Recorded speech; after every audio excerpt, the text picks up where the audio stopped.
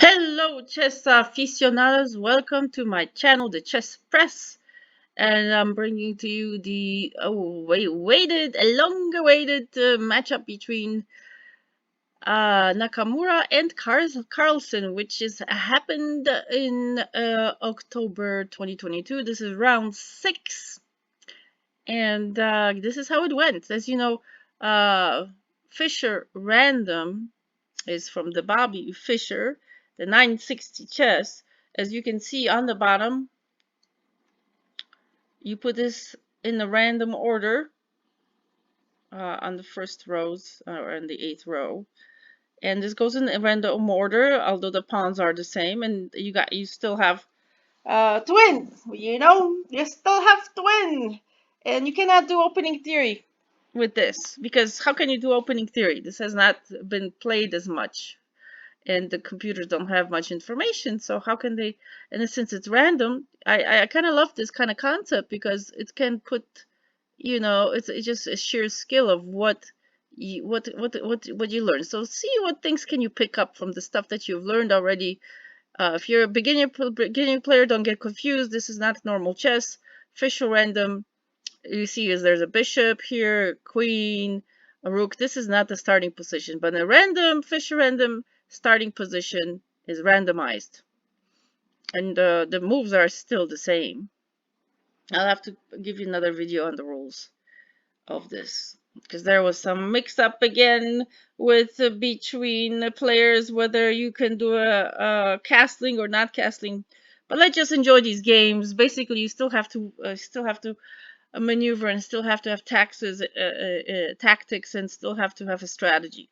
So we have Nakamura and Carlsen playing this games. Nakamura is white, Carlsen is black. All right, so interesting concept here. So we're moving out the pawns. Here we are opening up the king right away, while Carlsen powers of opening up. He already gives the long view for this bishop. Let's see what's next. Okay, we attack right away here. We take. Slow notice. We take. Carlsen's right there, aggressive. Look where the queen is, right there, on the opponent's row, on the 4th row. Okay, where are Nakamura's pieces? They're not out there yet, although he's threatening here. He's threatening this pawn, right? Think what's being threatened.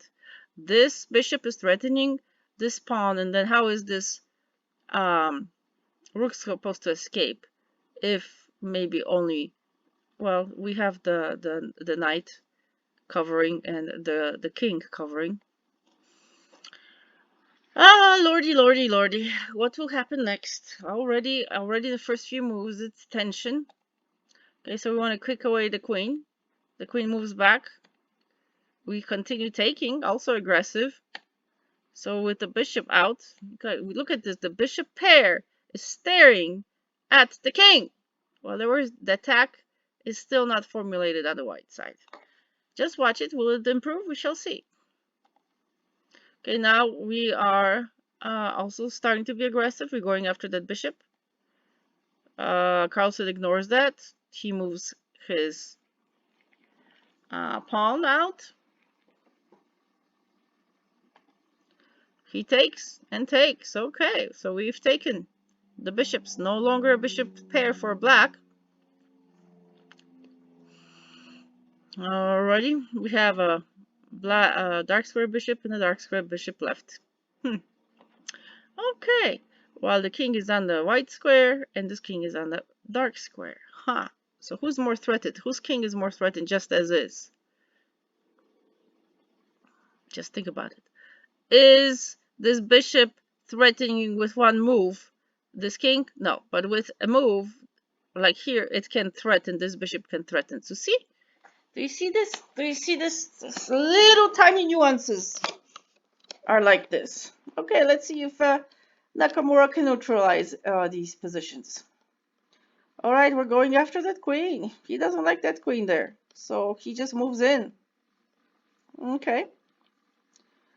Now we're going also towards attacking, although this king is uh, protecting this pawn, but only one move over here and chopped liver. Let's see how they handle these increasing tension. Okay, we're moving this pawn. Interesting. I would consider that almost a waiting move. Okay, so we're moving out the knight. Moving out the pawns. There's got to be some sort of plan here when you're just opening up your king over here. Maybe as a way, as a measure to try to neutralize this queen and bishop movement. Just put more protection between the black king and all these pieces that can come into play. We shall see. Okay. We're also on the move with the pawns. To me, like a waiting move, sort of. Look at this. The Harry the H pawn is just trying to move in slowly, like stealth mode. Slowly but surely, look, he's already there. On the 4th rank. Does white have anything in the black's camp? Not really. I mean, it's building up. But look at the black. Black has already 2 pieces in white's camp. White's camp means this is dividing line. Like having the tennis ball on the other side already in the enemy camp. Threatening. Moving in. The king is right here. Alright, it's getting spicy. Okay. I guess we want to get rid of the queens. So Nakamura offers this. Goes towards the queen. Take. Take. Okay. Queens are off the board. A little bit less pressure. Because, the queen is the most powerful piece. So now there's less pressure here. Okay, we are moving out with the knight. Okay, continuing with this pawn. But what chance does it have? We've got the rook right here, which is doing double duty, protecting this pawn and also protecting this row. Okay, he moves out of the way. He wants his bishop. Black wants his bishop. So he keeps charging away. He takes. Alright, white takes in consideration what he can do here. So he is going after maybe this pawn. By going here, he's going after this bishop, but it's protected by this knight. Okay, what's black gonna do? Alright, now attacks this knight. The knight moves out in a safe spot. The bishop kind of is moving back. Probably trying to protect this knight from coming here, because if it does, chop liver, we're going to take you. Okay? It's trying to predict the other's move. That's a key concept in chess. Predict what is the person trying to do by moving this knight. Maybe going here to check. So I'm going to prevent that by putting my bishop here to guard this square and continue guarding these squares. Like double duty. Alright, so now we're going with attacking the center. He takes. So he takes, white takes with the bishop. Okay. Not with the pawn, with the bishop.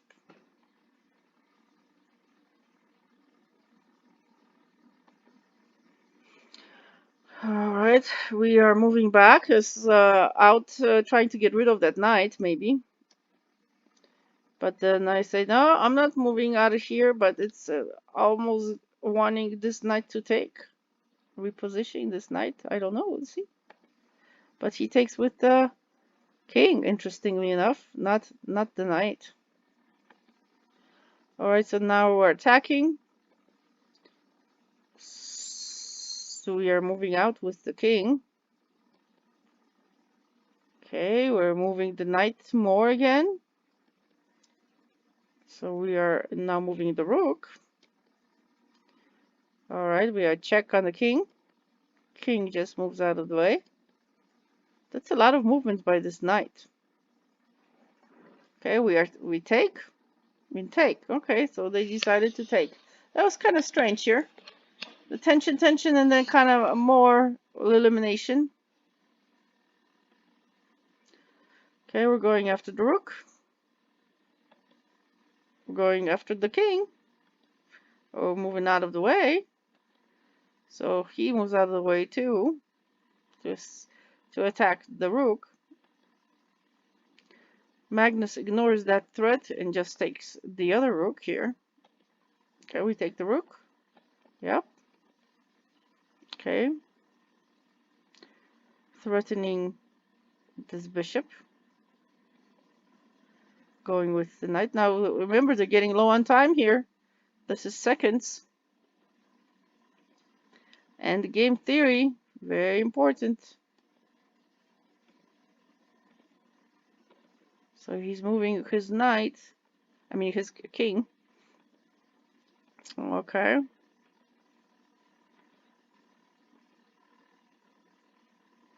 As I told you before, look, the black knight is staying in his lane, staying in the white pieces, not going where the white bishop can overtake him.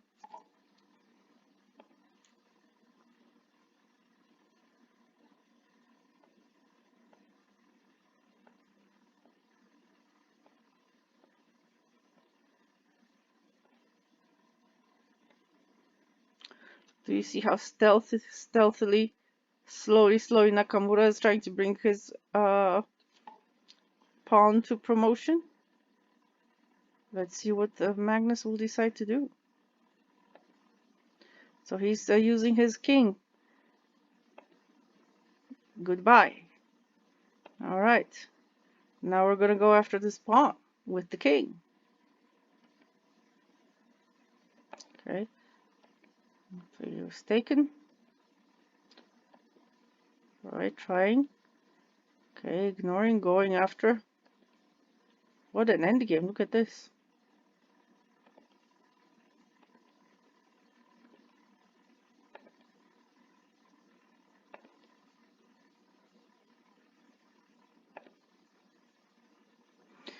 And voila! Very interesting endgame. What do you think? Only you can't win with a bishop and a king. Obviously, world champion was not going to make a mistake, although their time was like in 8 seconds for Magnussen's moments here. And Nakamura also was low on time here. So we are seconds to think and move in these critical positions. And that's the end of this game. It ended with a draw because you cannot win with a bishop and a king only. Of course, not making any major blunders or mistakes. Thank you so much for watching. So this was one of the games between Nakamura and Carlsen. I'll bring you another one in another video that also happened in round 6. But the players were reversed, and Carlsen was in white, Nakamura was black. I wonder how they're feeling after being taken to court. Hopefully, they're able to play chess like this and put that out of the mind. Although I don't know, it's very hard to do sometimes, but ups and downs, and we're looking at something else totally different. Fischer Random should be more commonly played because you cannot prepare because you don't know what the openings will be, just so random. All right, thank you so much, Avua. Hit like and subscribe.